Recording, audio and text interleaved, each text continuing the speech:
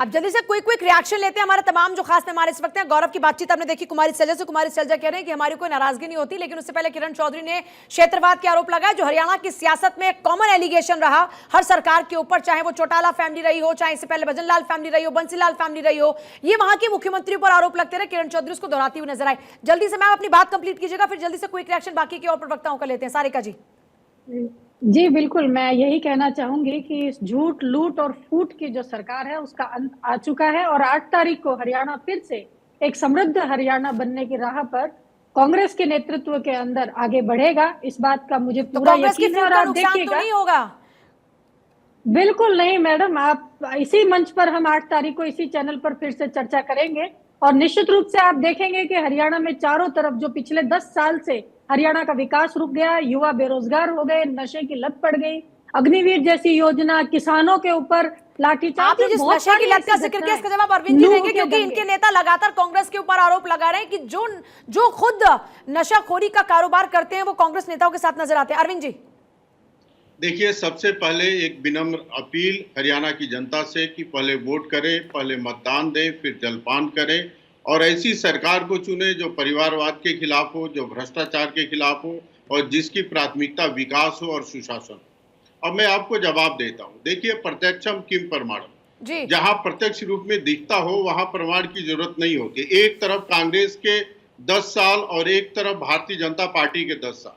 कांग्रेस के 10 साल परिवार कल्याण और दामाद कल्याण के 10 साल थे और हमारा जो 10 साल है वो बिना खर्चा पानी के विकास का 10 साल। अगर ऐसे ही होता तो फिर इनकी फ्रीबीज वाली कॉपी आपको ना करनी पड़ती ना। हरियाणा में तो आप भी इतनी लोक लुभावनी घोषणाएं करते नजर आए अपने घोषणा पत्र में। नहीं, आपने अच्छा प्रश्न किया। कांग्रेस तो वादे करती है, राहुल गांधी का नेतृत्व झूठ बोलता है, लेकिन जब सरकार बनती है तो उन वादों को पूरा नहीं कर पाते हैं। बगल में आप हिमाचल प्रदेश देख लीजिए, आज वहां स्थिति यह है कि सरकारी कर्मचारियों को वेतन नहीं दे पा रहे हैं।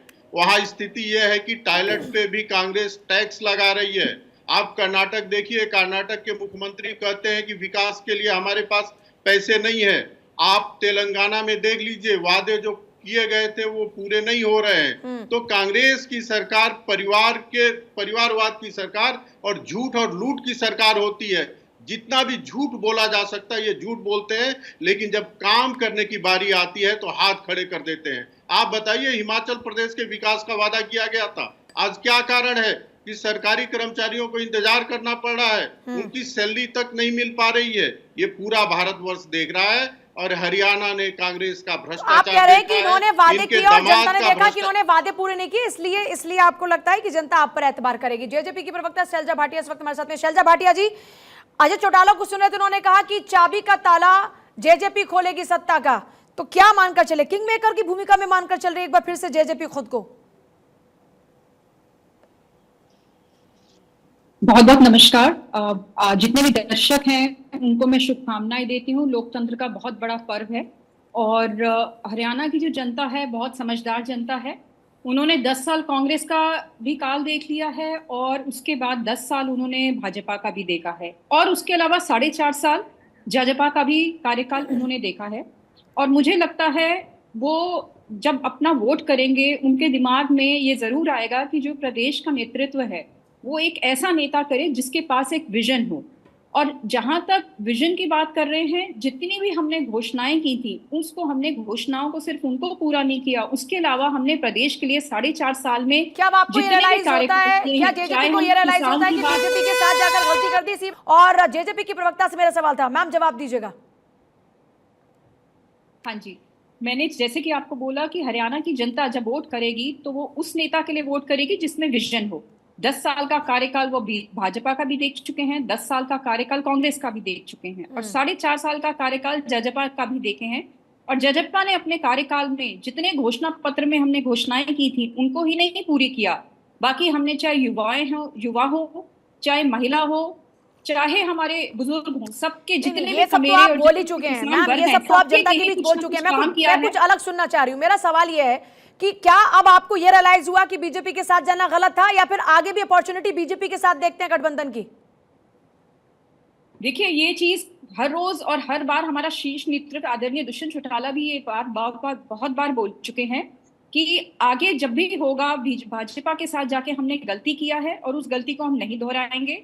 बाकी ये सवाल पूछना कि हम किसके साथ जाएंगे, हम अपने दम पे लड़ रहे हैं और अपने दम पे हम पूरा का पूरा जब जो आप है लेकिन नेतृत्व कहते हैं कि करना ताले चाहते की चाबी जेजेपी से खुलेगी, तो इसका क्या आशय है? जी बिल्कुल, क्योंकि हम अच्छा प्रदर्शन करेंगे और अच्छे वोट के साथ आगे आएंगे। बाकी जब 8 तारीख को जब रिजल्ट आएगा तो उस वक्त ही डिसाइड होगा कि किस डायरेक्शन में हमें मूव करना है। बाकी जहां तक भाजपा की बात है, वो हम पहले भी बोल चुके हैं कि हम उसके साथ आगे अलायंस नहीं करेंगे। क्या हुआ राहुल लाल जी, आप क्या कहना चाह रहे हैं? देखिए, मैं खुल के कह रहा हूं कि जो 2019 में जजपा का काफ़ी शानदार जेजेपी पर प्रदर्शन था, वो भारतीय जनता पार्टी के विरुद्ध उनको वो मत प्राप्त हुआ था। लेकिन जब उन्होंने उस गठबंधन में शामिल हुए, तो मैं अलग अलग क्षेत्रों में हरियाणा में काफ़ी घूमा, और जेजेपी के प्रति जो नाराजगी की स्थिति है वो इसलिए है कि वो भारतीय जनता पार्टी के साथ थे।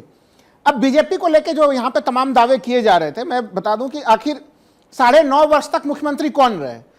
खट्टर जी जो है कि मुख्यमंत्री रहे, 89 सीटों पे भारतीय जनता पार्टी सीधे सीधे चुनाव लड़ रही है। किसी जगह पे चुनाव प्रचार सामग्री में कहीं पे भी जो है कि वो खट्टर जी का तस्वीर दिखा दे भारतीय जनता पार्टी के प्रतिनिधित्व में मान जाऊं, तो ये इसका मतलब है कि बीजेपी को पूरा अंदाजा था कि नहीं, तो खट्टर जो साहब के मुख्यमंत्री होगा उसी का तो चेहरा दिखाया जाएगा ना राहुल लाल जी। मैं कह रहा हूं कि वो तो कैबिनेट मंत्री है ना, तो वहां पे मनोहर लाल के चेहरे का क्या मतलब जगह मैं बची? यही चीज कह रहा हूं कि उनके प्रति जबरदस्त नाराजगी की स्थिति है। एंटी इनकम्बेंसी फैक्टर जो बना हुआ है वो उन्हीं अरविंद को जी इसका लेकर जवाब बनी हुई देना है। चाह रहे हैं। अरविंद जी जल्दी से क्विक रिएक्शन सर, मेरे पास क्योंकि सिर्फ 10 सेकंड्स है, ब्रेक पर जाना है। जी मैं 10 सेकंड में दे देता हूँ। राहुल लाल जी हमारे मित्र हैं, 16 में मौसी और जय का संवाद सुना होगा ना, हमेशा ये उसी भूमिका अरे में उसी रहते हैं। 8 कोई तारीख भी को पता ऐसा चल जाएगा डिसीजन आपको, ना हो और कहीं कोई सिंगल भी डिजिट ऐसा में ना रह चुनाव जाए ना हो आप, ये जिसमें टेंशन है। कांग्रेस का पक्ष न मैं तो लेते चाहता हो। हूं कि हरियाणा को एक राहुल लाल मजबूत यानी विपक्ष भी इनका मिले। नहीं, आप ये लेकिन कह रहे संभावना हैं ये है कि आप अरे कहीं राहुल लाल सिंगल जी, डिजिट माना में कि कोई पिछली भी राहुल लाल कर जी सकते हैं। माना कि पिछली बार किसी भी सत्ता जगह में का आने के लिए चुनाव हो, पूर्ण बहुमत नहीं ये मिला, पहले लेकिन से तय करके 2014 के आते मुकाबले हैं कि 2019 में कांग्रेस के बीजेपी पक्ष का में वोट बोलना। परसेंटेज बढ़ा,